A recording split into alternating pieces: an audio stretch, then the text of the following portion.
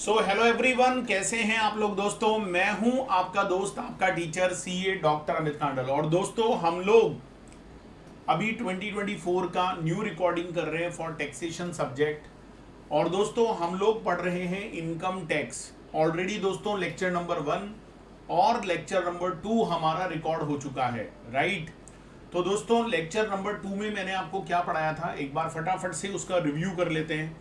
अगर दोस्तों हम लेक्चर नंबर 2 की यहाँ पर बात करें तो मैंने आप लोगों को ये बताया था कि भाई देखो, आप जो इनकम टैक्स लगाने जा रहे हो वहां पर मैंने आपको एक चार्जिंग सेक्शन के बारे में बताया था। इनकम टैक्स का चार्जिंग सेक्शन है 4। और मैंने ये बोला था कि इनकम टैक्स जो लगाया जाता है उस पर जो टैक्स रेट एप्लीकेबल होती है वो इनकम टैक्स एक्ट 1961 में प्रेस्क्राइब्ड होती है।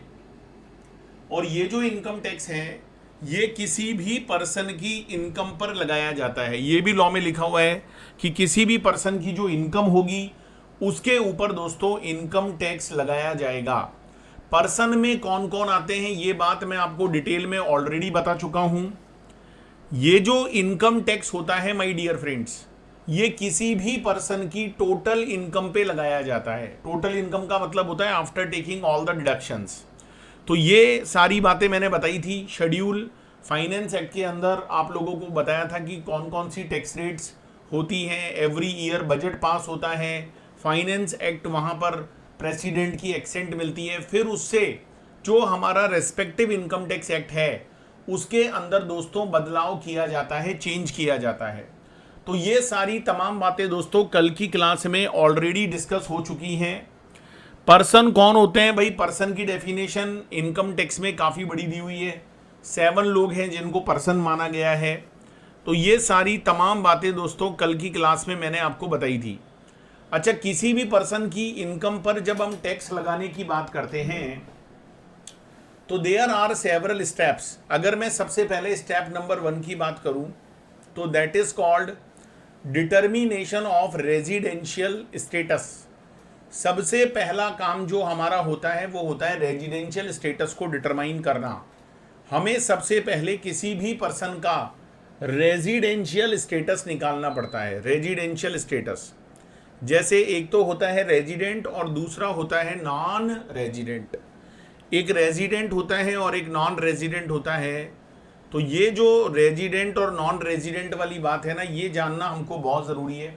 जब तक हम किसी भी पर्सन का रेजिडेंशियल स्टेटस नहीं निकालते हैं तो दोस्तों हम उस पर्सन की इनकम पर टैक्स लगाने वाली बात नहीं सोच सकते।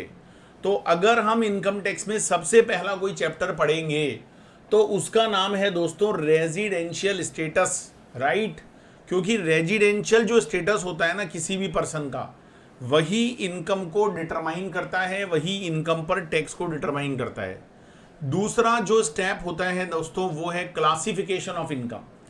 दोस्तों ये बात मैंने कल भी बोली थी क्लास में, आज भी बोल रहा हूं कि देखो हमारा ऑब्जेक्ट इनकम निकालना बिल्कुल भी नहीं है।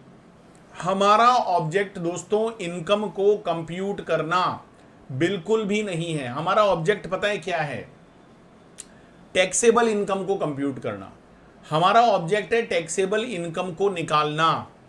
अच्छा दोस्तों, टैक्सेबल इनकम को निकालने के लिए लॉ के अंदर डिफरेंट आपको हेड दे रखे हैं, अलग अलग हेड्स ऑफ इनकम दे रखे हैं।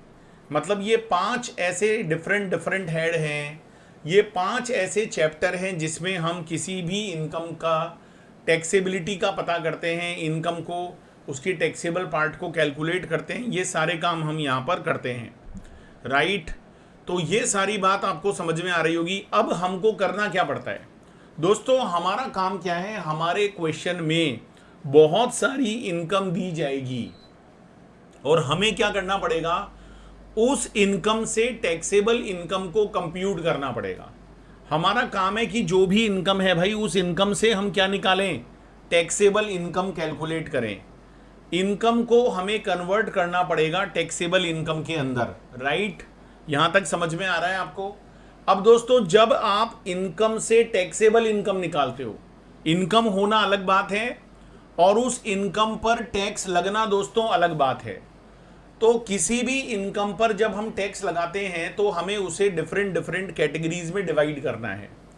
अब जैसे मैं इनकम टैक्स की बात करूं तो इनकम टैक्स में जब आप टोटल इनकम का कंप्यूटेशन करते हो, या टोटल इनकम बोलो टैक्सेबल इनकम बोलो एक ही बात है, उसको जब आप कंप्यूट करते हो तो उसे 5 डिफरेंट डिफरेंट हेड्स में डिवाइड करना पड़ता है। ये जो इनकम होती है इसे हम अलग अलग 5 हेड में डिवाइड करते हैं। There are 5 different heads of income. तो हमें क्या करना पड़ता है भाई, जो भी हमारी टैक्सेबल इनकम होती है उसको डिफरेंट डिफरेंट 5 हेड्स के अंदर हमें डिवाइड करना पड़ता है। 5 डिफरेंट हेड्स ऑफ इनकम में हमें उसको चेंज करना पड़ता है। तो 5 हेड होते हैं इनकम के, इनकम को कंप्यूट करने के। अब ये 5 हेड हमको क्या क्या पढ़ने हैं, देखो। सबसे पहला नाम आता है सैलरी। इस दुनिया में बहुत सारे लोग ऐसे हैं जो जॉब करते हैं, किसी के यहाँ नौकरी करते हैं। अच्छा, नौकरी करने से उनको सैलरी मिलती है, तो सैलरी इनकम जो है ना, ये इनकम का पहला हेड है। दूसरा होता है भाई हाउस प्रॉपर्टी। सेकंड कौन सा होता है, हाउस प्रॉपर्टी। अगर आपके पास कोई असेट है, आपके पास कोई प्रॉपर्टी है और अगर आप उससे रेंटल इनकम कमाते हो, तो दोस्तों जब आप रेंटल इनकम कमाओगे तो वो जो रेंटल इनकम होती है उसका टैक्सेबिलिटी हाउस प्रॉपर्टी वाले चैप्टर में होता है, राइट। सबसे बड़ा चैप्टर है, सबसे इंपॉर्टेंट चैप्टर है बिजनेस एंड प्रोफेशन। बहुत सारे लोग अपना खुद का बिजनेस और प्रोफेशन चलाते हैं, है ना।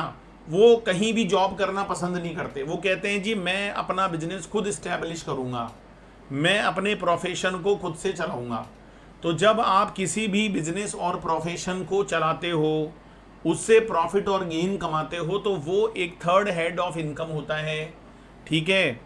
चौथा होता है भाई साहब कैपिटल गेन। कैपिटल गेन, ये जो कैपिटल गेन है ये इनकम का चौथा हेड होता है, फोर्थ हेड होता है। कैपिटल गेन किससे होता है, कैपिटल असेट को ट्रांसफ़र करने से। अगर आपके पास कोई असेट है और आप उसको ट्रांसफ़र करके गेन कमाते हो, जैसे हाउस प्रॉपर्टी, तो दोस्तों हाउस प्रॉपर्टी से जो आप रेंटल इनकम कमाओगे तो वो तो टैक्सेबल होगी इनकम फ्रॉम हाउस प्रॉपर्टी में। और उस हाउस प्रॉपर्टी को बेचकर, उस हाउस प्रॉपर्टी को ट्रांसफ़र करके उस पर जो प्रॉफिट आपको होगा, that is called capital gain. दोस्तों उसको हम कैपिटल गेन बोलते हैं। और एक होता है हमारा इनकम फ्रॉम अदर सोर्स, मतलब इट इज़ ए रेजुडरी हेड, कि अगर कोई भी इनकम किसी भी हेड में टैक्सेबल नहीं हो पाई है, मतलब वो पहले वाले 4 हेड में कवर ही नहीं होती है, तो ऐसी इनकम को फिर हम कहाँ टैक्सेबल करते हैं, अदर सोर्स में। जैसे सपोज करो आपका बैंक में एफडी पड़ा है, तो एफडी पर आप क्या कमाओगे, इंटरेस्ट कमाओगे। दोस्तों मुझे बताओ, क्या ये इंटरेस्ट आपका सैलरी इनकम है? Answer is no. क्या ये आपका हाउस प्रॉपर्टी इनकम है? The answer is no. क्या ये आपका बिजनेस प्रोफेशन का इनकम है? Answer is no. क्या ये आपका कैपिटल गेन है? Answer is no. तो फिर बताओ दोस्तों, एफडी पर अगर इंटरेस्ट कमाए हो तो वो कहां आना चाहिए, इनकम फ्रॉम अदर सोर्स।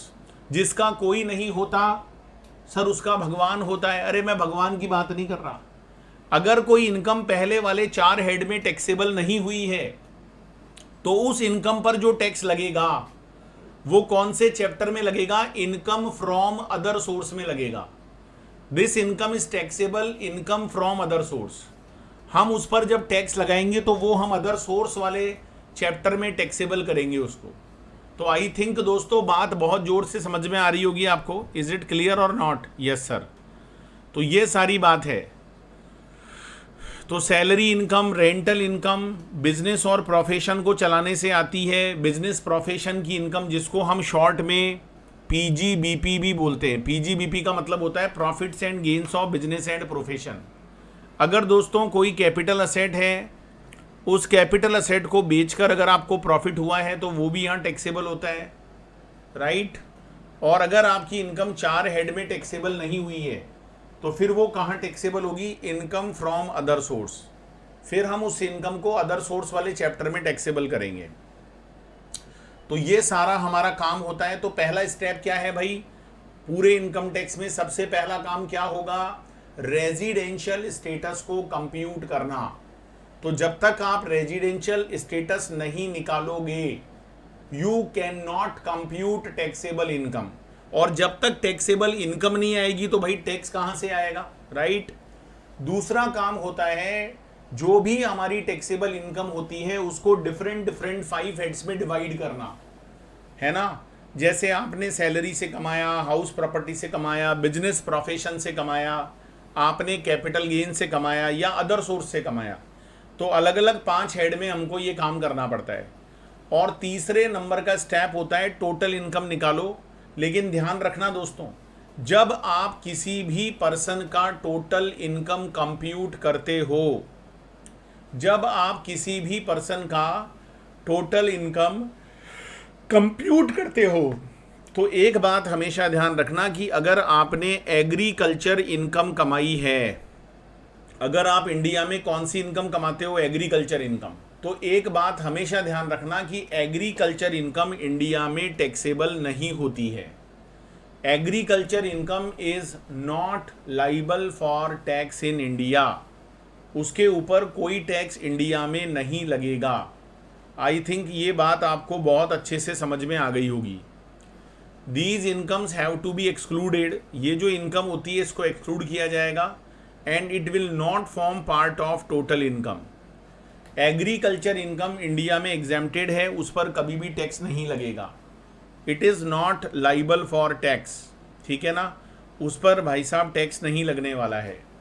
तो अगर इंडिया में कोई ऐसी इनकम कमाए हो भाई जो टैक्सेबल ही नहीं है, जो एग्जेम्प्टेड है, तो एग्जेम्प्टेड इनकम तो किसी भी इनकम का पार्ट नहीं बनेगा, वो कोई हेड में आएगा ही नहीं। जैसे मैंने एग्रीकल्चर इनकम का एग्जांपल दिया इंडिया में, राइट। तो जितना मैं आपको हाईलाइट करके दे रहा हूं उतना पढ़ो, बाकी सारा अभी अपना सब्सिक्वेंट चैप्टर में कवर होगा। तो सबसे पहला काम रेजिडेंशियल स्टेटस निकाला। दूसरा काम है इनकम को डिफरेंट 5 हेड्स में आपने डिवाइड किया। आपने उसमें जो भी एग्जम्पशन है, डिडक्शन है, वो सारे क्लेम किए। अच्छा दोस्तों, ये डिडक्शन में और एग्जम्पशन में क्या फ़र्क होता है? दोस्तों, एग्जम्पशन हो या डिडक्शन हो, दोनों ही इनकम में से माइनस होती है। आप एग्जम्पशन बोलो या आप डिडक्शन बोलो, दोनों ही इनकम में से माइनस होती है। लेकिन एक फ़र्क होता है, एग्जम्पशन वो होती है जो नॉट पार्ट ऑफ इनकम, मतलब वो इनकम में ऐड ही नहीं होगी। मतलब आप जब ग्रॉस टोटल इनकम कंप्यूट करोगे तो आप उस इनकम को तो ऐड ही नहीं करोगे, उस इनकम को तो आप जोड़ोगे ही नहीं।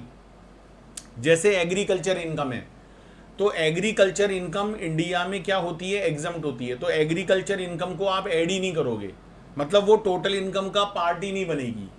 लेकिन डिडक्शन क्या होती है, डिडक्शन का मतलब होता है पहले सारी इनकम का टोटल कर लो 1 2 3 4, और उन सारी इनकम के टोटल में से जब आप कोई चीज़ माइनस करते हो तो उसको दोस्तों हम लोग डिडक्शन बोलते हैं। डिडक्शन जो होती है वो बाद में मिलती है, एग्जम्पशन वो होती है जो इनकम का पार्ट ही नहीं बनती। तो एग्जम्पशन क्या है भाई, जो इनकम का पार्ट ही ना बने उसको एग्जम्पशन बोलते हैं। डिडक्शन वो होती है कि आपने सारी इनकम ऐड कर ली, आपका ग्रॉस टोटल इनकम निकल कर आ गया, फिर आप उसमें से जो चीज़ माइनस करोगे दैट इज कॉल्ड डिडक्शन। तो ये डिफरेंस होता है। तो मैंने किसी बच्चे से कहा भाई जरा एग्जम्पशन और डिडक्शन में डिफरेंस समझाओ, कि सर सिमिलरिटी तो मुझे पता है। मैंने कहा बताओ, कि सर दोनों ही माइनस होती है, लेकिन भाई डिफरेंस क्या है?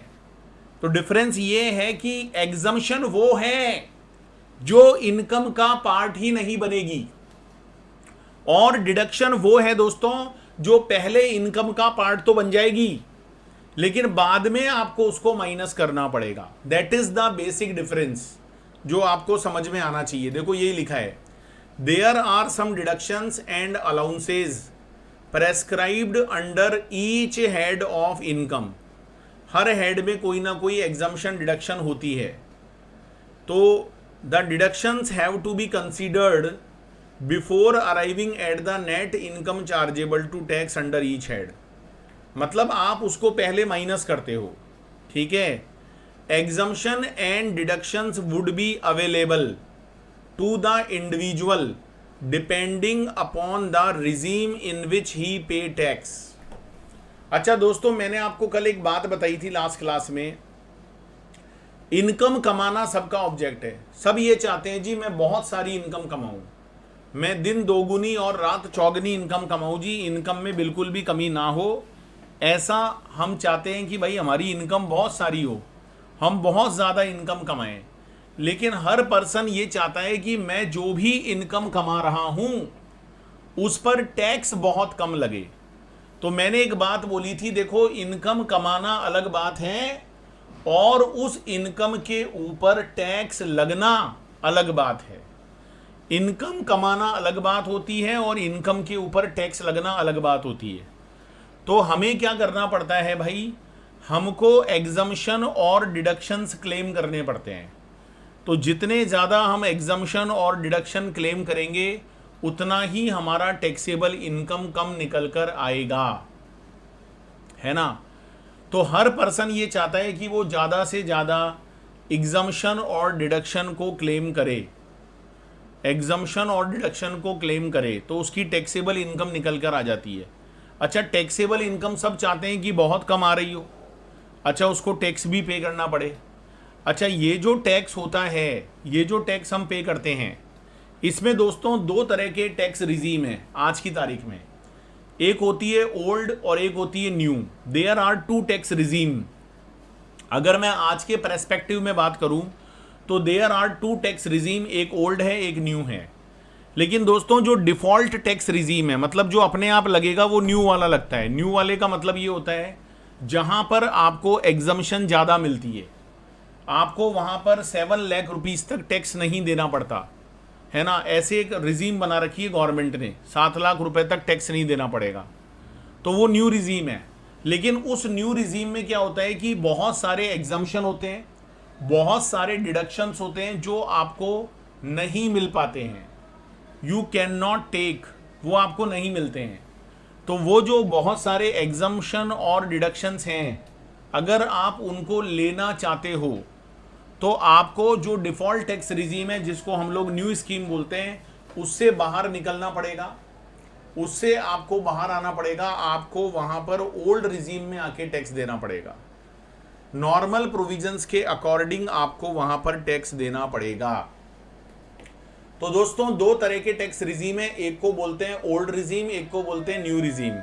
तो देखो ये बात समझाई भी है, exemption and deductions will be available to the individual in the regime in which he pay tax regime under 115 BAC। ये नई वाली स्कीम है जो मैं आपको समझाऊंगा, इसी चैप्टर में आगे जाके समझाऊंगा। ये डिफॉल्ट टैक्स स्कीम है, यहाँ पर जो टैक्स है वो कंसेशनल रेट से लगता है। इंडिविजुअल, HUF, AOP, BOI, ये सब मैं आपको पढ़ाऊंगा, ठीक है। Certain exemption and deductions are not allowed. दोस्तों जो नई वाली स्कीम है उसमें आपको बहुत सारे बेनिफिट नहीं मिलते हैं, वो मुझे आप लोगों को पढ़ाना है, ठीक है। तो डिपेंड करेगा आप कौन सी स्कीम के अकॉर्डिंग टैक्स देते हो, उस पर ये सारी बातें डिपेंड करती है। अच्छा दोस्तों, एक छोटी सी बात आपको और समझाना चाहता हूं। इंडिया में बहुत सारी इनकम ऐसी हैं which are not liable for tax, जिसको हम बोलते हैं एग्जम्प्ट इनकम। कोई भी ऐसी इनकम जिस पर इंडिया में इनकम टैक्स नहीं लगता वो एग्जम्प्ट इनकम होती है ना। जैसे एग्रीकल्चर इनकम इन इंडिया। अब मुझे एक बात बताओ दोस्तों, आपने अगर कोई एग्जम्प्ट इनकम कमाई है, अगर आप कोई एग्जम्प्ट इनकम कमाते हो और उस एग्जम्प्ट इनकम को कमाते टाइम आपसे अगर कोई खर्चा हो गया है, आपसे अगर कोई एक्सपेंडिचर हो गया है, तो क्या आपको उस एक्सपेंडिचर का डिडक्शन मिलना चाहिए? So the answer is no, नहीं मिलना चाहिए। और मिलेगा भी क्यों? अरे भाई, जिस इनकम पे टैक्स ही नहीं लग रहा उसके खर्चे कैसे माइनस कर लोगे आप? आज मान लो मैंने खेती से इंडिया में 1 लाख रुपया का इनकम कमाया और उस 1 लाख रुपए की इनकम को कमाने में मेरा मान लो 40,000, 50,000, 60,000 खर्च हो गया, है ना। 40,000, 50,000, 60,000 मेरा खर्च हो गया, तो क्या वो सारे खर्चे माइनस होंगे? So the answer is no, नहीं होंगे माय डियर फ्रेंड्स। आपको पूरे 1 लाख पर ही टैक्स देना पड़ेगा।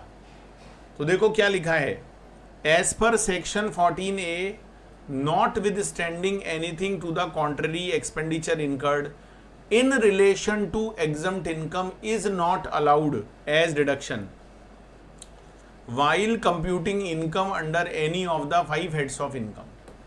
ये जो 5 हेड ऑफ इनकम है, इनमें अगर कोई इनकम एग्जम्प्ट कैटेगरी में आती है तो उसमें जो भी खर्चे किए गए हैं, जो भी एक्सपेंडिचर हुए हैं, उसका हमें कोई भी डिडक्शन नहीं मिलने वाला. We cannot take deduction of this type of expenditure. तो provisions of section 14A regarding disallowance of expenses. Disallowance का मतलब वो खर्चा आपका माइनस नहीं होगा, वो अलाउ नहीं होगा. Would apply even in case where exempt income has not accrued or arise receive during the year. मतलब अगर कोई इनकम एग्जम्प्ट है, जैसे मान लो मैंने खेती से इनकम कमाई 1 लाख रुपए की, वो एग्जम्प्ट है, वो अभी मुझे नहीं मिली है, वो मुझे अभी ड्यू नहीं हुई है, या वो मुझे रिसीव नहीं हुई है, तो जिस प्रीवियस ईयर का इनकम होता है भाई, उससे रिलेटेड इनकम पर मेरे को टैक्स नहीं देना पड़ता. तो ये सारे काम हमको करने पड़ते हैं. अब ये प्रीवियस ईयर क्या है, असेसमेंट ईयर क्या है, ये सारा मैं आपको बताऊंगा. फिर हमको क्या करना पड़ता है, इनकम को क्लब करना पड़ता है. क्लब का मतलब होता है, जैसे मान लो बहुत सारे लोग क्या करते हैं, जैसे हस्बैंड अपनी इनकम पर टैक्स बचाने के लिए वो इनकम वाइफ के नाम ट्रांसफ़र कर देता है ना, क्योंकि आपको पता है इंडिया में एक लिमिट तक टैक्स नहीं लगता. तो सरकार कह रही है कि अगर कोई टैक्स से बचने की कोशिश करेगा, अपनी इनकम माइनर बच्चे के नाम कर देगा, अपनी इनकम वाइफ के नाम, स्पाउस के नाम कर देगा, तो इनकम तो स्पाउस की है लेकिन टैक्स हस्बैंड को देना पड़ेगा. इसको बोलते हैं क्लबिंग ऑफ इनकम. क्लबिंग का मतलब होता है किसी व्यक्ति की इनकम पर टैक्स दूसरा व्यक्ति देता है, that is called clubbing of income. तो ये क्लबिंग ऑफ इनकम दोस्तों मैं आपको यहाँ पर पढ़ाने वाला हूँ, that is very very important. इसमें यही लिखा है कि हायर टैक्स से बचने के लिए, ये पूरा एक चैप्टर है दोस्तों क्लबिंग का, आप टेंशन नहीं लो, ये मैं आपको कराने वाला हूँ. एक होता है set of and carry forward of losses. जैसे बिजनेस में अगर प्रॉफिट होता है तो आपको टैक्स देना पड़ता है, लेकिन दोस्तों मेरा आपसे क्वेश्चन है कि अगर बिजनेस में अगर प्रॉफिट की जगह लॉस हो जाए तो क्या वो लॉस प्रॉफिट से सेट ऑफ होता है? द आंसर इज यस, बिल्कुल होता है. आप लॉस को प्रॉफिट से सेट ऑफ कर सकते हो. आप हाउस प्रॉपर्टी के लॉस को, बिजनेस के लॉस को इनकम से सेट ऑफ कर सकते हो, लेकिन उसके रूल्स हैं. कौन सा लॉस कौन सी इनकम से सेट ऑफ होता है. अच्छा, जब लॉस इनकम से सेट ऑफ होता है ना तो बहुत मजा आता है, टैक्स बचता है. 1 लाख की इनकम थी, 40,000 का लॉस था, ये लो जी टैक्स तो 60,000 पे देना पड़ेगा. वाओ, मज़ा आ गया. तो इसका भी दोस्तों एक पूरा कंप्लीट चैप्टर हमको पढ़ना पड़ेगा. ये सारे स्टेप्स हमको लगाने पड़ेंगे. ये सारे काम करने के बाद जो फाइनल इनकम निकल कर आती है, that is called gross total income, जिसको हम लोग शॉर्ट में बोलते हैं GTI. Salary chapter, business, capital gain, house property, other source, फिर कोई इनकम को क्लब करना, कोई लॉस है तो उसको माइनस करना. तो जो फाइनल फिगर निकल कर आता है, उस फाइनल फिगर को हम बोलते हैं GTI. GTI बोले तो ग्रॉस टोटल इनकम. ये जो ग्रॉस टोटल इनकम होती है ना, इसमें से हमें मिलते हैं बहुत सारे डिडक्शंस. क्या मिलते हैं जी? डिडक्शंस. ये डिडक्शन हमको सेक्शन 10AA में मिलते हैं. ये डिडक्शंस हमको सेक्शन 80 में मिलते हैं. सेक्शन 80 में बहुत सारे डिडक्शंस हैं. तो ये पूरा डिडक्शन का चार्ट है, इसका एक अलग से चैप्टर है डिडक्शन का. अभी शॉर्ट में मैं आपको ये सारा अभी नहीं पढ़ा सकता, जब चैप्टर आएगा तो मैं डिटेल में पढ़ाऊँगा. तो ये डिडक्शन आप जब लेते हो तो फाइनल डिडक्शंस लेने के बाद आपकी टोटल इनकम निकल कर आती है.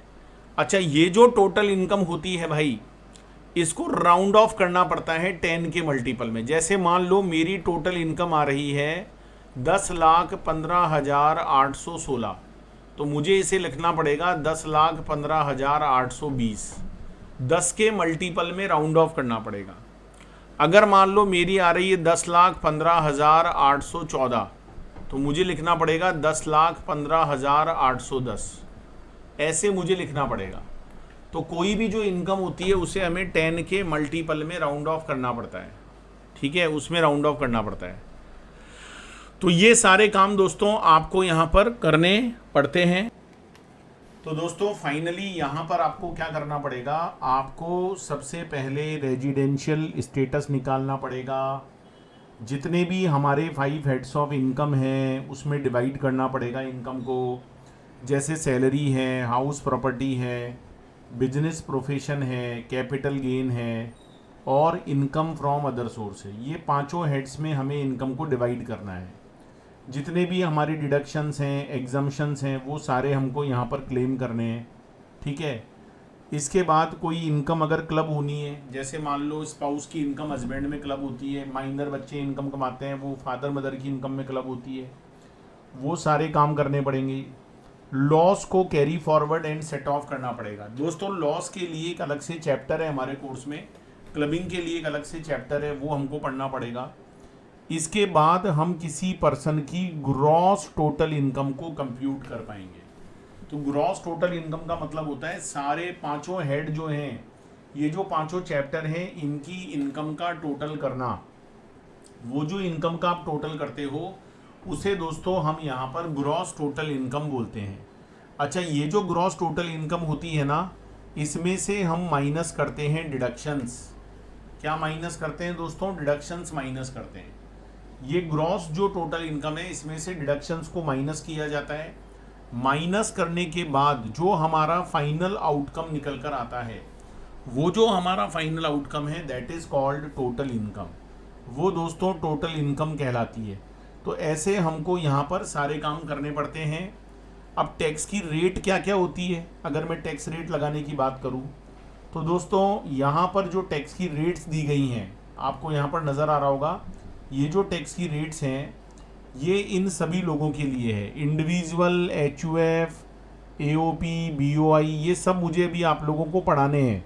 ये भी मैं आपको डेफिनेशन वाला पार्ट पढ़ाऊंगा ना इनकम टैक्स में, वहाँ पर ये लोग कवर होंगे। तो अभी जो हमारे देश में न्यू स्कीम काम कर रही है जिसको हम डिफ़ॉल्ट टैक्स स्कीम बोलते हैं, देखो हमारे देश में दोस्तों स्लैब रेट लगता है। स्लैब रेट का मतलब ये होता है कि 3 लाख रुपए तक अगर हम साल भर में इनकम कमाते हैं, 3 लाख रुपए तक, तो जो हमारा टैक्स बनेगा वो यहाँ पर। तो दोस्तों अगर इनकम आपका 3 लाख रुपीस तक है तो there are not liability of any tax. आपको यहाँ पर कोई टैक्स नहीं देना पड़ेगा।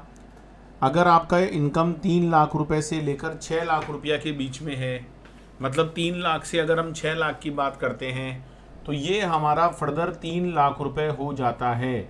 तो इसके ऊपर हमको 5% की रेट से टैक्स देना पड़ेगा। ठीक है, हमको यहाँ पर 5% टैक्स देना पड़ेगा।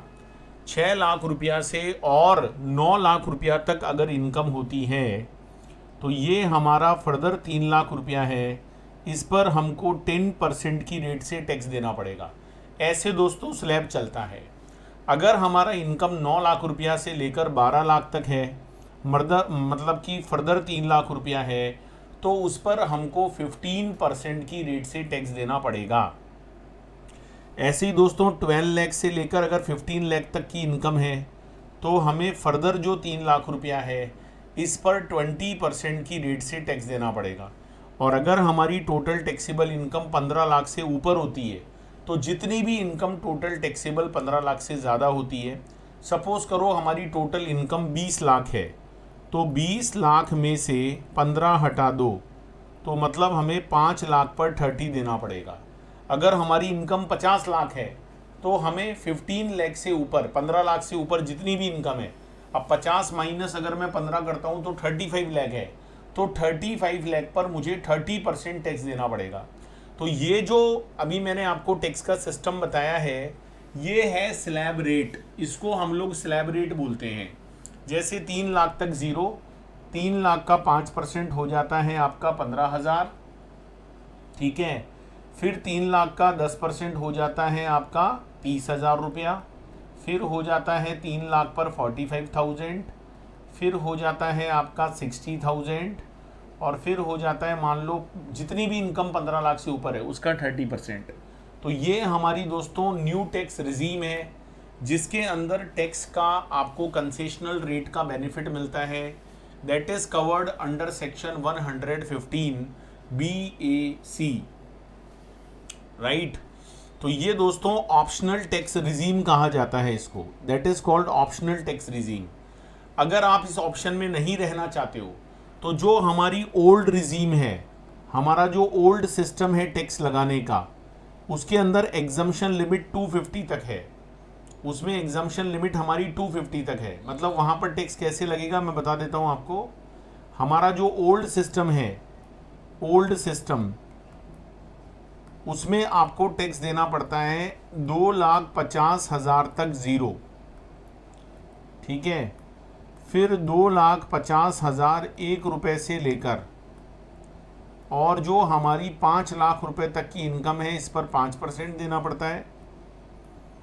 5 लाख 1 रुपये से लेकर और जो हमारी इनकम 10 लाख रुपए तक है इस पर हमको 20% देना पड़ता है। और जो 10 लाख रुपए से ज़्यादा इनकम है इस पर हमको 30% टैक्स देना पड़ता है। तो ये हमारा टैक्स का सिस्टम है जो पुराना वाला है, जो अभी पुराना एप्लीकेबल है, ये वाला सिस्टम है हमारा।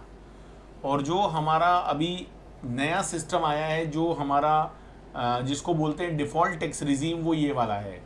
तो आपको इसमें देखना पड़ेगा कि अगर आप डिफ़ॉल्ट सिस्टम में आते हो, आप न्यू रिजीम में आते हो, तो बहुत सारे एग्जम्पशन और डिडक्शंस हैं जो आपको नहीं मिलेंगे। वो मैं आपको रिस्पेक्टिव चैप्टर में पढ़ाऊँगा। अगर आप इस वाले सिस्टम में रहोगे ओल्ड रिजीम में, तो यहाँ पर आपको जितने भी एग्जम्पशन हैं, जितने भी डिडक्शन है, वो सारे बेनिफिट आपको मिलेंगे, राइट। तो इसके अलावा दोस्तों कुछ ऐसा भी होता है, कि हमारी कुछ इनकम और होती है जिसको हम स्पेशल इनकम बोलते हैं। जैसे हम कैपिटल गेन से इनकम कमाते हैं, हम कोई लॉटरी इनकम अर्न करते हैं, तो ये सारी हमारी स्पेशल इनकम होती है। और मैं बता दूं कि ये जो हमारी स्पेशल इनकम होती है ना, स्पेशल इनकम पर हमको स्पेशल रेट से टैक्स देना पड़ता है। जो भी इनकम हमारी स्पेशल है दोस्तों, उस पर जो टैक्स लगेगा वो भी स्पेशल रेट से ही लगेगा। जितनी भी हम स्पेशल इनकम अर्न करेंगे उस पर हमें स्पेशल रेट से टैक्स देना पड़ेगा। So that is called special rate of tax. तो एक तो होता है जनरल टैक्स रेट जो मैंने आपको पढ़ा दिया, एक होता है हमारा special rate of taxation, right.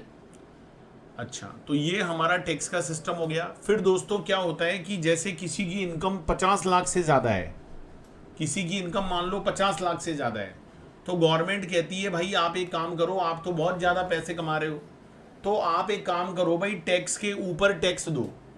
Tax के ऊपर क्या दो? टैक्स दो। दोस्तों जब हम टैक्स के ऊपर टैक्स देते हैं तो उसको लॉ की लैंग्वेज में कहा जाता है सरचार्ज। जब हम टैक्स के ऊपर टैक्स देते हैं तो उसे हम लॉ की भाषा में क्या बोलते हैं? सरचार्ज बोलते हैं। सरचार्ज का मतलब होता है टैक्स पर लगने वाला टैक्स। अच्छा, ये सरचार्ज सबको नहीं देना पड़ता, ये सरचार्ज उन लोगों को देना पड़ता है जिनकी टोटल इनकम 50 लाख रुपए से ज़्यादा हो, 50 लाख रुपीस से ज़्यादा हो, उनको ये देना पड़ता है, राइट। उसे हम सरचार्ज बोलते हैं। तो जब हमारा टैक्स के ऊपर टैक्स लगेगा तो टैक्स पर टैक्स लगना सरचार्ज कहलाता है दोस्तों। टैक्स पर टैक्स लगना क्या कहलाता है? सरचार्ज। अच्छा दोस्तों, यहाँ पर एक रिबेट भी मिलती है आपको टैक्स में से। ये रिबेट मिलती है अंडर सेक्शन 87A। तो ये रिबेट आपको जो हमारा ओल्ड सिस्टम है टैक्स का वहाँ भी मिलेगी, जो हमारा न्यू सिस्टम है वहाँ भी मिलेगी। ये मैं आपको बहुत डिटेल में पढ़ाऊँगा। इन्होंने क्या कर रखा है जी, जैसे ही आपका स्टडी मैथ में चैप्टर स्टार्ट होता है ना, तो पूरी एक बार समरी दे रखी है, पर मैं आपको 1 बाई 1 एक एक चैप्टर बहुत डिटेल में पढ़ाने वाला हूँ। रिबेट बहुत डिटेल में पढ़ाने वाला हूँ, सरचार्ज बहुत डिटेल में पढ़ाने वाला हूँ, ठीक है। अच्छा दोस्तों, बाद में लगता है एक सेस, ये भी टैक्स पर लगने वाला टैक्स है, हेल्थ एंड एजुकेशन सेस बोलते हैं इसको।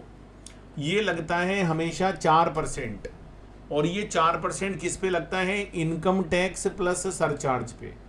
मान लो मेरा इनकम टैक्स 1 लाख रुपए बन रहा है, सरचार्ज मेरा 10,000 बन रहा है, तो मुझे ये एजुकेशन जो सेस देना पड़ेगा वो इन दोनों के टोटल पर देना पड़ेगा।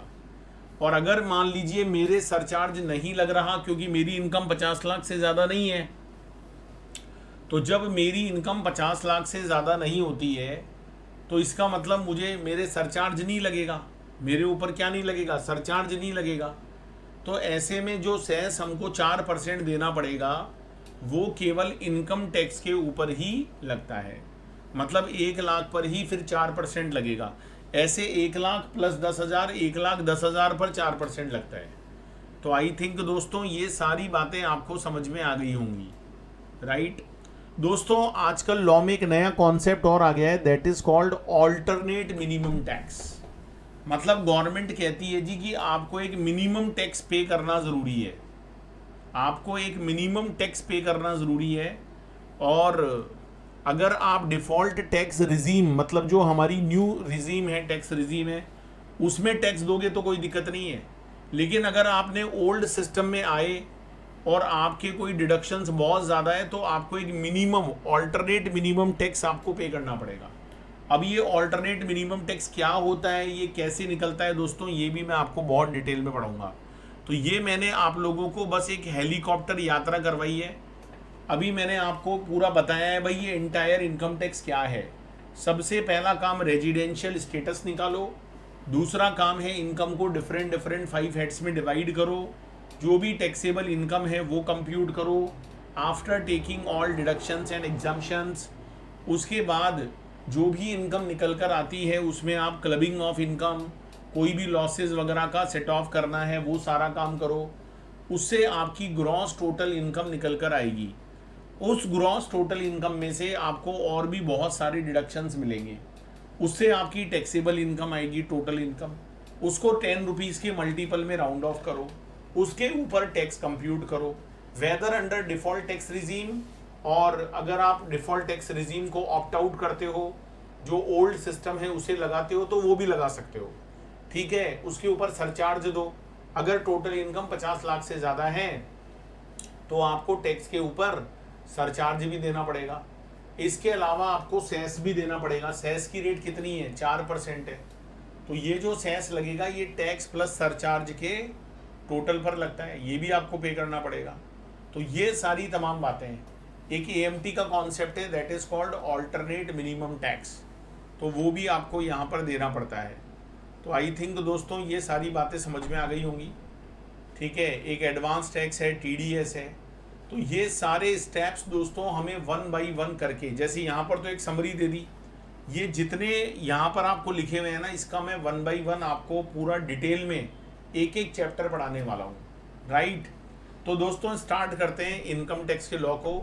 सबसे पहले दोस्तों हमें स्टार्ट करना पड़ेगा इम्पोर्टेंट डेफिनेशंस। इस पूरे एंटायर इनकम टैक्स में बहुत सारे ऐसे वर्ड्स हैं जो बार बार आपके सामने आते हैं।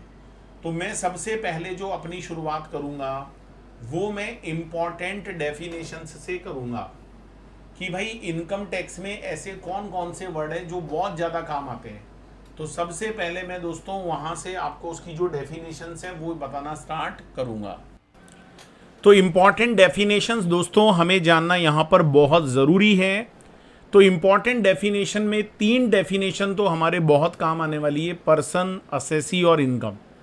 तो जब भी हम डेफिनेशन वाले पार्ट पर आते हैं माय डियर फ्रेंड्स, तो आपने देखा होगा कि कोई भी लॉ जब आपके सामने होता है, तो जैसे सेक्शन जो 2 होता है उस पर्टिकुलर एक्ट का, उसके अंदर बहुत सारी टर्मिनोलॉजी गिवन होती है जिसमें आपको बताया जाता है भाई इसका बेसिक मीनिंग क्या है।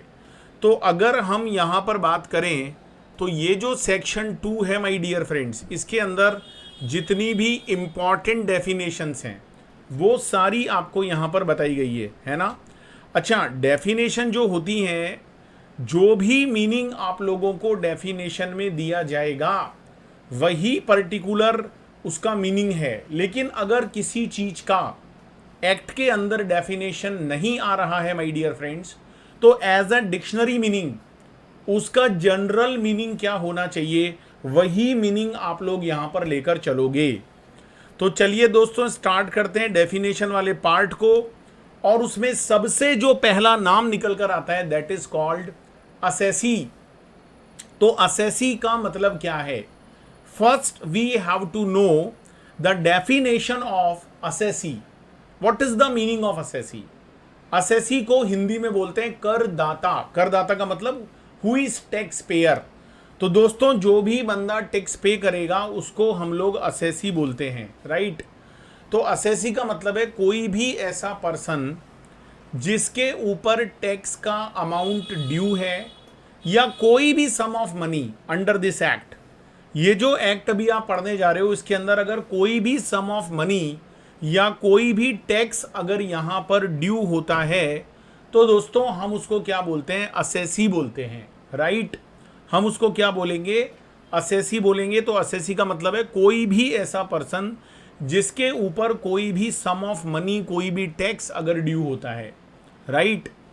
और इवन दोस्तों किसी भी पर्सन पर अगर कोई प्रोसीडिंग चल रही है, प्रोसीडिंग का मतलब होता है कार्यवाही चल रही है, उसके ऊपर कोई प्रोसीडिंग चल रही है, तो जब किसी बंदे पर, जब किसी पर्सन पर कोई भी प्रोसीडिंग चलती है तो लॉ की लैंग्वेज में दोस्तों उसे भी असेसी कहा जाता है।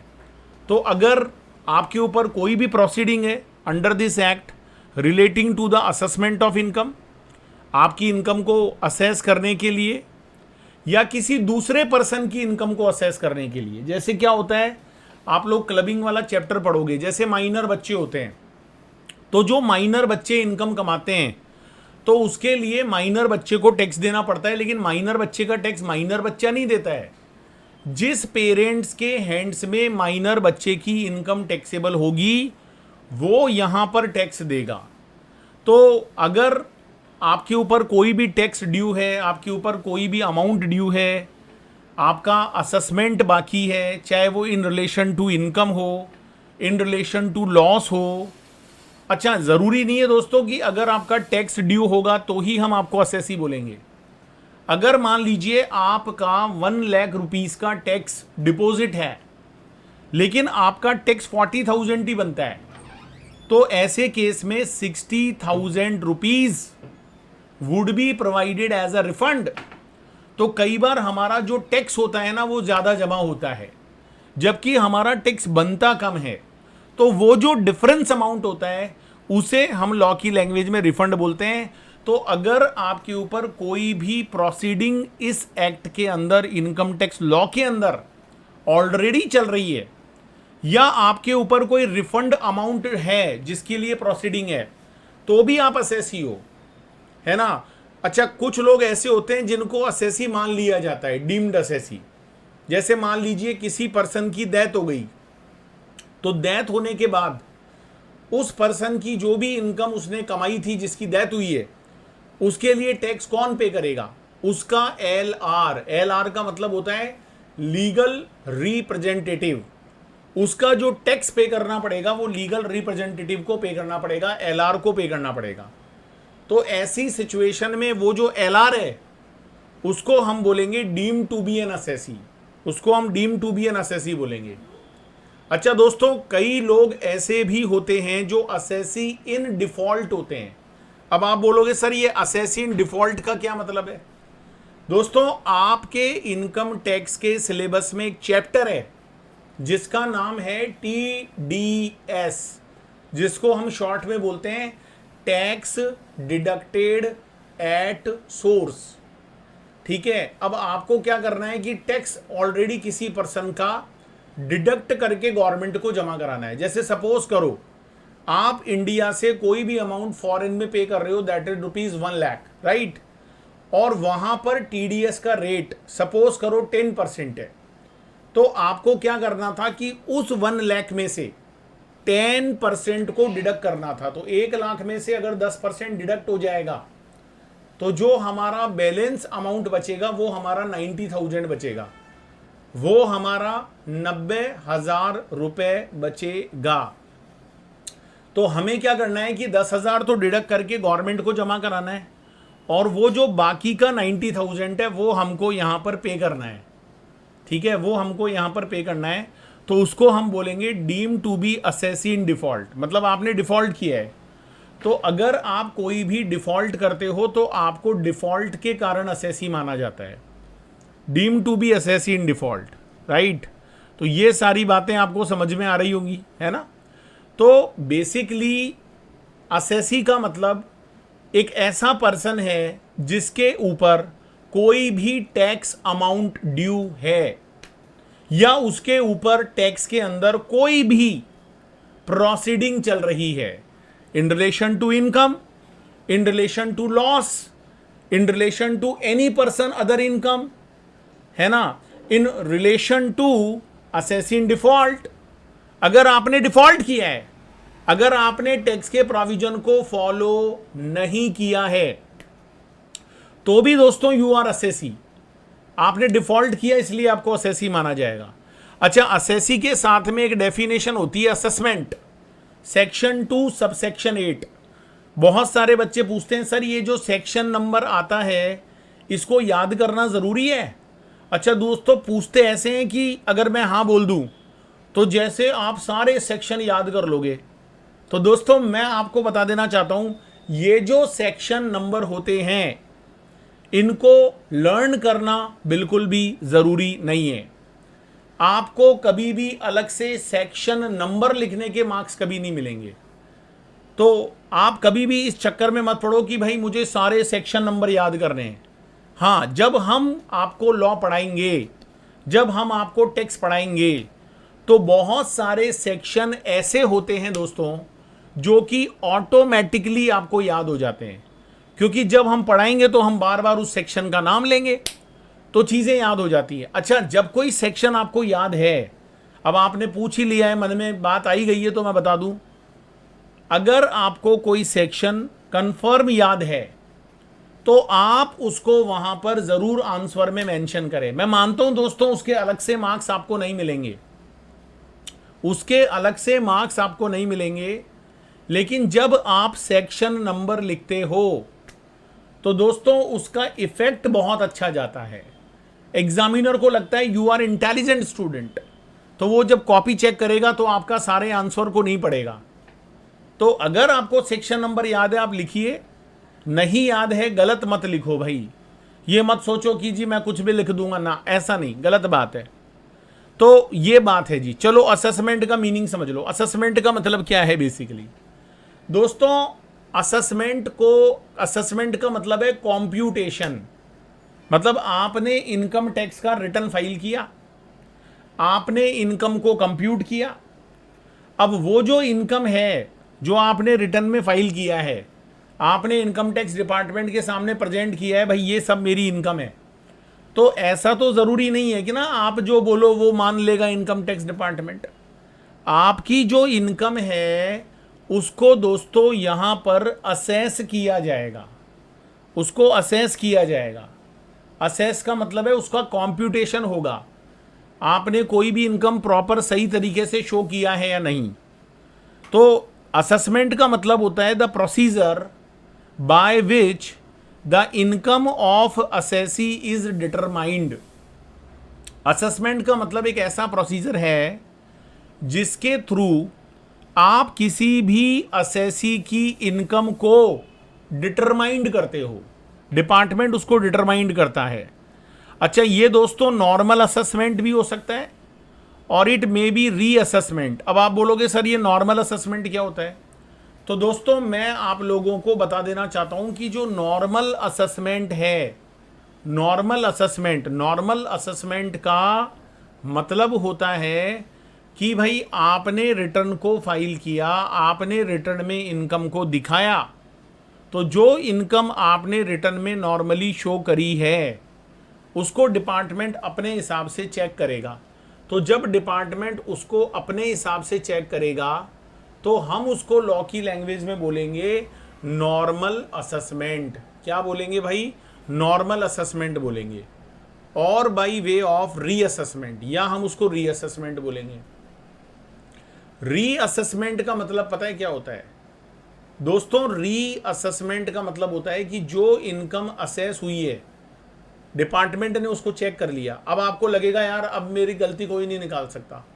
दोस्तों अगर आपका फाइनल असेसमेंट डिपार्टमेंट ने कर भी दिया है और अगर डिपार्टमेंट को ऐसा लगता है कि इस असेसमेंट को करने से या इस असेसमेंट में कोई मिस्टेक रह गई है, तो डिपार्टमेंट, इनकम टैक्स डिपार्टमेंट उस इनकम को दोबारा से रीअसेस कर सकता है। रीअसेस का मतलब होता है उसको दोबारा से चेक कर सकता है ना। तो आप ये नहीं कह सकते कि भाई मेरा तो असेसमेंट हो गया। दोस्तों इनकम जो पहले से आप लोगों ने बताई थी उसका रीअसेसमेंट भी हो सकता है। बाकी असेसमेंट पार्ट डिटेल में फाइनल लेवल पर आपको पढ़ना पड़ता है। तो असेसमेंट का मतलब समझ में आया ना, इनकम को डिटरमाइन करना, दैट इज कॉल्ड असेसमेंट। अब एक बहुत इंपॉर्टेंट डेफिनेशन है। तो असेसी का मतलब समझ में आया, असेसमेंट का मीनिंग समझ में आया, क्योंकि मैं ये वर्ड बार बार बोलूंगा दोस्तों। जब हम लोग टैक्स लॉ को पढ़ेंगे, जब हम इनकम टैक्स को पढ़ेंगे, तो हम इन शब्दों को बार बार बोला करेंगे, हम इनको बार बार बोलेंगे दोस्तों, राइट। अब हम पढ़ने जा रहे हैं पर्सन की definition, very important. Person word को डिफाइन किया गया है अंडर सेक्शन 2 सब सेक्शन 31। इसमें आपको बताया गया है कि भाई आखिर में पर्सन का मतलब क्या है। पर्सन का मतलब है दोस्तों इन 7 लोगों से, ये देखो, ये जो गोल गोल चक्कर में आपको 7 लोग दिखाई दे रहे हैं ना, ये सब हमारे पर्सन हैं। अच्छा, इसमें सबसे पहला नाम निकल कर आता है इंडिविजुअल का, दूसरा HUF का, फर्म का, कंपनी का, AOP का, BOI का, लोकल अथॉरिटी का, आर्टिफिशियल जुरिडिकल पर्सन का। ये सारे के सारे वो लोग हैं भाई जो कि पर्सन हैं। और हमें क्या करना पड़ता है, हमें किसी पर्सन की इनकम निकालनी पड़ती है।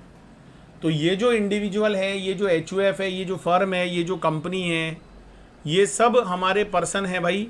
तो इनको जानना बहुत ज़रूरी है। जैसे सबसे पहला नाम आता है दोस्तों इंडिविजुअल का।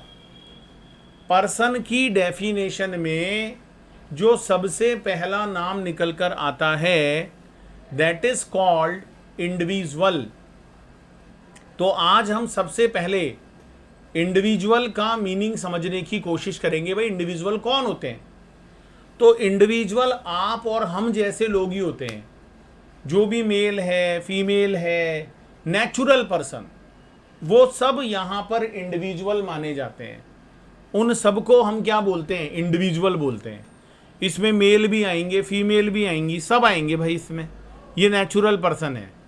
अच्छा, जब हम एक नेचुरल पर्सन है, हम इनकम कमाते हैं, तो उस इनकम का टैक्स हमें ही देना पड़ता है, because it is a direct tax. और वो टैक्स हमको दोस्तों इंडिविजुअल कैपेसिटी में देना पड़ता है।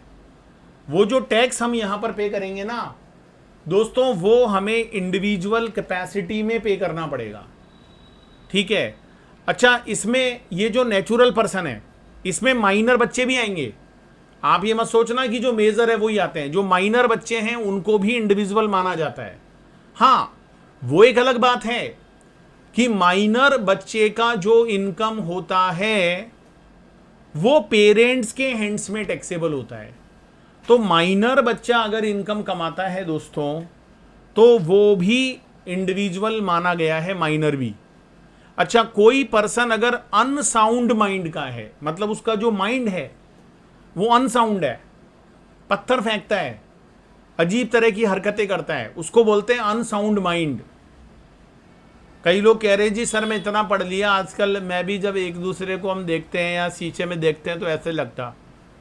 तो ये जो पर्सन ऑफ अनसाउंड माइंड है, जिसमें दिमाग नहीं है, जो पागल है, उससे भी नेचुरल पर्सन, उसे भी इंडिविजुअल कहा जाता है। हाँ, वो एक अलग बात है कि भाई वो इनकम टैक्स का रिटर्न कैसे भरेगा, साइन कैसे करेगा, तो जो उसके गार्जियन होते हैं वो उस पर साइन करते हैं, राइट, वो उसके ऊपर साइन करते हैं। अच्छा, ये भी इंडिविजुअल है, डिजीज्ड पर्सन है। डिजीज्ड का मतलब होता है डेथ हो गई। किसी व्यक्ति की, किसी पर्सन की अगर डेथ हो जाती है, तो डेथ होने के बाद जो लीगल रिप्रेजेंटेटिव होता है, जिसको हम शॉर्ट में LR बोलते हैं, वो उसके जो भी वारिस हैं, उत्तराधिकारी हैं, इनहेरिटेंस में जिनको प्रॉपर्टी मिला है, उन्हें यहां पर इंडिविजुअल कहा जाएगा। अच्छा, जब भी आप कोई इनकम इंडिविजुअल कैपेसिटी में कमाते हो, जैसे आप कहीं जॉब करने जाते हो, आपको सैलरी मिलती है, आपके खुद के नाम से मकान है, आपको प्रॉपर्टी पर रेंट मिलता है, तो दोस्तों ये जो सारी इनकम है that is called individual income. और हर इंडिविजुअल पर्सन को अपना रिटर्न फाइल करना पड़ता है। आप जब इनकम टैक्स का रिटर्न फाइल करते हो, आपको ऑफिस में जाना पड़ेगा, ट्रेनिंग करनी पड़ेगी। हमारे भी ऑफिस में बहुत सारे लोग ट्रेनिंग करने आते हैं, क्योंकि we are tax consultant also. तो वो दिन भर बहुत सारे रिटर्न बनाते हैं भाई।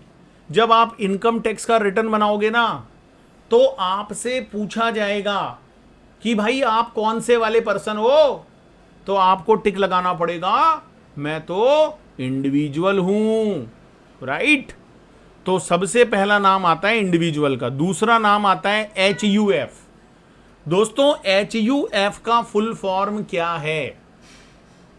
तो अगर मैं आपको HUF का फुल फॉर्म बताऊं तो वो है हिंदू अनडिवाइडेड फैमिली। ये हिंदू अनडिवाइडेड फैमिली का जो कॉन्सेप्ट है, इसका मतलब है ग्रुप ऑफ फैमिली मेंबर्स। इसमें परिवार के सदस्यों का जो समूह होता है, झुंड, झंड नहीं, झुंड, झुंड मतलब ग्रुप। तो बहुत सारी इनकम ऐसी होती है जो दोस्तों कोई एक मेंबर नहीं कमाता, बल्कि सारे लोग मिलकर कमाते हैं, पूरा ग्रुप मिलकर कमाता है। जैसे फैमिली बिजनेस होता है, जैसे फैमिली प्रॉपर्टी होती है। तो ये जो फैमिली बिजनेस है, ये जो फैमिली प्रॉपर्टी है, ये किसी एक का नहीं है दोस्तों, ये पूरे ग्रुप की इनकम है, ये पूरे ग्रुप की इनकम है। तो HUF जो है Hindu undivided family, it is a group of family members. तो ये परिवार के सदस्यों का समूह है, एक जने की इनकम नहीं है। तो जब अगर हम कोई प्रॉपर्टी जॉइंट फैमिली के नाम से खरीदेंगे, या हमारा कोई फैमिली बिजनेस है, हम उससे प्रॉफिट कमाएंगे, तो वो प्रॉफिट किसी एक इंडिविजुअल का इनकम नहीं है दोस्तों, वो इनकम एक जॉइंट एफर्ट से किया गया इनकम है। और उस पर जो टैक्स देगा वो HUF देगा, क्योंकि HUF को एक सेपरेट एंटिटी माना जाता है। ये जो HUF होता है दोस्तों, इसको एक सेपरेट एंटिटी माना जाता है। अब मेरे से कई बच्चे पूछते हैं, सर एक बात बताओ, जैसे HUF है, हिंदू अनडिवाइडेड फैमिली है, अब उसने इनकम कमाई, तो दोस्तों उसका टैक्स भी HUF ही देगा, एम आई राइट? अब टैक्स देने के बाद सर एक बात बताओ, जो प्रॉफिट बचा वो किसको मिलेगा? वो बट ऑब्वियस है, मेंबर्स को मिलेगा। तो क्या दोस्तों वहां पर मेंबर्स दोबारा से टैक्स देंगे? क्योंकि मेंबर तो इंडिविजुअल है ना, क्योंकि ऑलरेडी HUF ने टैक्स दे दिया। तो जब HUF ने टैक्स दे दिया है, तो क्या मेंबर्स को दोबारा देना पड़ेगा? नहीं, नहीं देना पड़ेगा। इसीलिए दोस्तों HUF जो प्रॉफिट कमाता है वो इंडिविजुअल मेंबर्स के हैंड्स में एग्जेम्प्ट होता है। तो HUF एक अलग पर्सन है, इंडिविजुअल एक अलग पर्सन है। जो इनकम आप इंडिविजुअल कैपेसिटी में कमाते हो वो इंडिविजुअल के हैंड्स में टैक्सेबल होगा, और जो इनकम आप as a group, as a family member कमाते हो, तो वो बेसिकली कैसे टैक्सेबल होगा? As a HUF, right? I think दोस्तों ये सारी बात समझ में आ रही होगी आपको।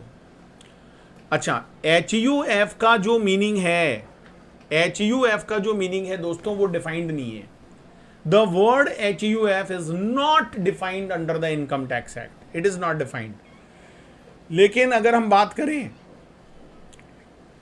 हिंदू लॉ की, हमारे देश में जो हिंदू लॉ बना हुआ है, अभी हमारे देश में क्या है, हिंदू लॉ अलग है, मुस्लिम लॉ अलग है ना, जैन अलग है, सिख अलग है।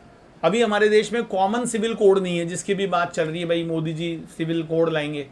अभी हमारे अलग अलग धर्म के अलग अलग लॉ हैं। तो हमारा जो देश का हिंदू लॉ है, हिंदू लॉ ये कहता है कि HUF का मतलब होता है ऑल मेल्स, इसमें सारे मेल्स आते हैं, है ना। Linearly descendant from A common ancestor, मतलब एक पीढ़ी, एक पूर्वज की जो संतान है उसमें सारे मेल मेंबर आते हैं, उनकी वाइफ्स आती हैं, सभी मेल मेंबर आएंगे HUF में, उनकी वाइफ आएंगी, और दोस्तों डॉटर्स भी आती है। डॉटर्स तब तक आएंगी जब तक उनका शादी नहीं होता है, क्योंकि जैसे ही डॉटर का शादी होता है तो वो तो दूसरे HUF का मेंबर बन जाती है ना। तो इनकम टैक्स के लॉ में HUF word is not defined, लेकिन हमारे देश में जो हिंदू लॉ बना हुआ है वो ये कहता है कि HUF का मतलब होता है किसी एक कॉमन एंसेस्टर की संतानें जिनका जन्म हुआ हो उस फैमिली में। इसके अंदर उनकी वाइफ्स को कवर किया गया है, उनकी डॉटर्स को कवर किया गया है, और यह भी बोला गया है कि some members of HUF are called co partners. अब ये को पार्टनर्स कौन होते हैं? Co partners have a right to partition. Co partner वो होते हैं जिन्हें HUF की प्रॉपर्टी में हिस्सा लेने का अधिकार है। कोऑपरेंसर्स का मतलब है जो HUF की प्रॉपर्टी में से हिस्सा मांग सकते हैं कि भाई मैं फैमिली में नहीं रहना चाहता, मुझे अलग कर दो, मेरा बंटवारा कर दो, वो को पार्टनर्स होते हैं। अब कई लोग कहते हैं सर डॉटर का भी राइट होता है क्या? बिल्कुल होता है दोस्तों, डॉटर का भी राइट होता है प्रॉपर्टी में, इक्वल होता है, सन के बराबर होता है। जितना बेटे का हक है उतना ही बेटी का हक है, दोनों का बराबर हक होता है। So other female members of the family, for example जैसे वाइफ हो गई है ना, जैसे वाइफ हो गई, डॉटर इन लॉ हो गई, उनका कॉपरेंसर राइट नहीं होता, लेकिन जो उस परिवार की बेटियां हैं, डॉटर्स हैं, उनका राइट होता है। लेकिन जो वाइफ्स हैं, जो दूसरे घर से आई हैं, यहाँ पर शादी हुआ है उनका, या बेटे की बहू है, तो वो यहाँ पर को पार्टनर्स नहीं मानी जाती है। ऐसा दोस्तों मैं नहीं बोल रहा हूँ, ये HUF वर्ड जो हिंदू लॉ है उसके अंदर डिफाइंड है, वहाँ पर ये सारी बातें बताई गई है।